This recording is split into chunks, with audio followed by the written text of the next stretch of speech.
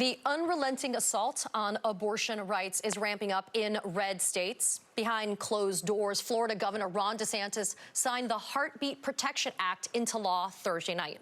This changes the state's 15-week abortion ban to just 6 weeks of pregnancy. Now, that's a time when most women don't even know that they're pregnant. The law does include some exceptions, such as when the woman's life is at risk. But the truth is that doctors in Florida, fearing severe legal consequences, have already been hesitant to take action when those medical exceptions are to occur. My next guests faced that harsh reality firsthand when they were both diagnosed with preterm premature rupture of the membranes. Now it's called PPROM. That's a life-threatening condition for the fetus and the mother. Typically, in this situation with PPROM, before Roe was overturned, doctors would offer to induce labor or perform a surgical procedure to end the pregnancy.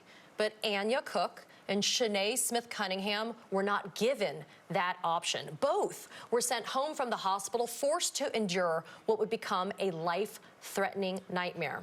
And they have graciously joined me this morning, both of them, to share their stories. Anya, Shanae, thank you both for being here. We were speaking before we actually started this segment about how hard this journey has been for both of you. I want to give both of you the chance to briefly talk about what happened. And Anya, I'd like to start with you. What happened?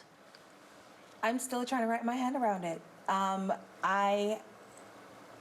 My water broke one night when I was walking outside of a restaurant, and I just felt that something was just wrong. So my husband, I looked at him and I said, babe, something is wrong. Someone's threw water on me. And he's like, no, babe, there's no one around us and we're in a dark parking lot. And then he said, let's go to the hospital. Let's go to the emergency room right now. Went to the emergency room and I sat there in the waiting room for an hour with amniotic fluid still dripping onto the floor. That alone was traumatizing. I had a little boy that was there and asked his mom and said, Mommy, what is happening to her? So then we had an ultrasound. They sent me back for the ultrasound, and my daughter was still moving around and her heart was still beating. But they told me that at that point, because I had lost all my fluid, there's nothing that I can do. So I looked at him, I said, okay, so what are you going to do? What are we supposed to do? Are we terminating? He said, we can't do anything. I said, excuse me? You can't do anything? What does that mean exactly? He says, we can't do anything. So I said, wait, so basically I have to go home and wait it out. Yeah. Wait it out. And he's like, unfortunately, dear, I'm so sorry. You're sorry for what? That I'm now going to have to deliver my daughter who will not be alive when she's born. And then what? Where do I put her? How do I transport her back here? Oh my God. What is my husband supposed to do in that situation? How long will this happen from now? Will this happen days from now? I'm not a doctor. I don't know when this is going to happen. And as I sat there and I looked at him and he looked at me and he said, I'm so sorry. That's it. That's it. And I said, are you serious? That is it? You have nothing else to say to me? You're not going to help me? And then the nurse comes and she's so angry. And she just says, damn it. And I said, okay, I'm gonna get out of here because you can't help me anymore. There's nothing else that you can do for me. And he said, I'm so sorry. I'm so, so sorry. And at the end, though, you ended up not actually having the baby at home. It was in a bathroom at work. It was at a hair salon, and I ended up going there because I said if I was going to die, my mother wouldn't have to do my hair. I would make sure that my hair was done for my mother. That was so sad and so traumatic, and I said goodbye to my mom that morning because I wasn't sure if I was going to have my daughter on the way, and I would, because the way how when I went back home and I researched PPROM, I was like, oh my, I'm going to die. I might get sepsis. I don't know how fast this is going to happen. So when I'm in the salon and then something just told me, go in the bathroom. And I went in the bathroom and I sat down and I just felt something just say, push. And I heard her hit the water. And at that point, I had to call my husband because he was outside, and I called him and I said, babe, I need you to come inside. And he came in and he said to me, he's like, okay, what's wrong? And I said, I think she's here, but I can't look. And he said, I won't let you look. I won't let you look. And he looked and he said, okay, I see her, but you have blood.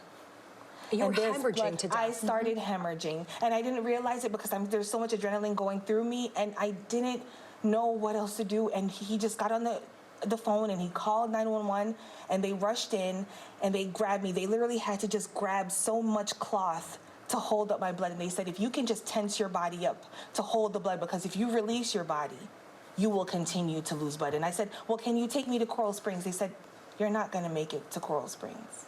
I said, okay. And I blacked out at that point.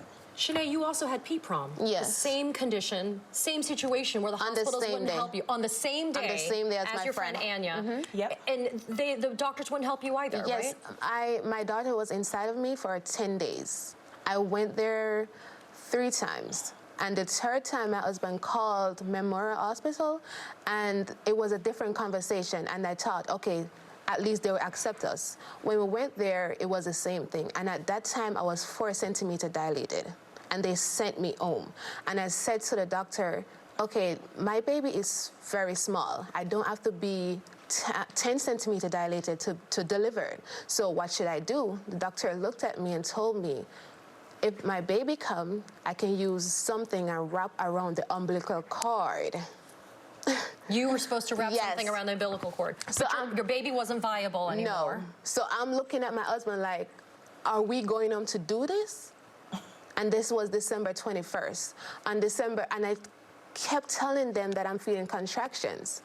But they still sent us home. They sent me home, they sent Anya home and everything. And then when December 26th, that's when I started feeling severe pain, and I started changing my sanitary napkin often because I didn't want to end up with infection. And my OBGYN, she gave me her private cell number because there's nothing she can do. You've got medical doctors telling you, sorry, there's nothing can do. But did they share with you, Anya and Shanae, did they say it's because we're scared, we don't really know what to do with these abortion laws? That's what they said? Yes, that's exactly what they said. At Coral Springs, when I went, the doctor looked at me and he said, if I do anything or if I intervene, I will possibly be arrested. I lose your license. Or I lose his license. Mm-hmm. Same thing for you, Yes, Shanae? my OBGYN wanted to send me to New York.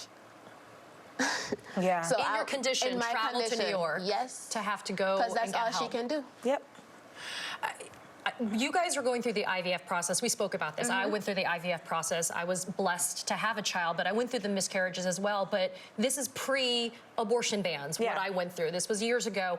I mean, what kind of messaging do both of you have for Florida lawmakers that are sitting there in Tallahassee? They don't have a problem with this. Let's have a 6-week abortion ban. Let's not have clarity on the exceptions. What do you guys have to say to them? You're killing us.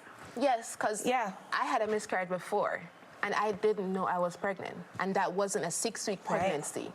So how can a woman be sure that they're pregnant?